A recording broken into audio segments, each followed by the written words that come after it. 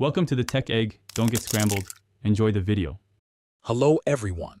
In this video I will explain how to make a crab trap using bamboo. First, gather your materials. You will need a sturdy bamboo stem, ideally about 40 to 100 centimeters in length, a sharp knife or saw, and some strong string or elastic rubber. Look for a bamboo piece with a natural node at one end, as this will form the back of your trap. This simple design is effective and uses readily available natural resources. Next, let's prepare the main bamboo body. You'll need to cut two openings.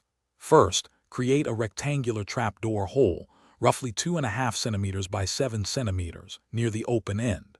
Then, about 17 centimeters from that, cut a smaller trigger hole, approximately 2 centimeters by 4.5 centimeters. Carefully smooth all edges to ensure everything moves freely and safely. This forms the basic structure of your crab trap. Now, let's craft the essential moving parts. Cut a rectangular trap door from another bamboo piece, about 16 centimeters long and 7 centimeters wide. Carve a small notch on its inner face to hold the spindle. Next, create a thin trigger stick and a spindle from bamboo slivers. Finally, attach a strong elastic band or rubber strip to the trapdoor. This provides the necessary tension to snap the door shut when the trigger is activated. With all parts ready, it's time for assembly.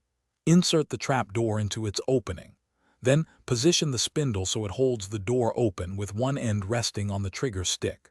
When a crab disturbs the bait, the trigger releases the spindle, and the elastic snaps the door shut. Skewer some bait, like fish or fruit, onto the trigger stick.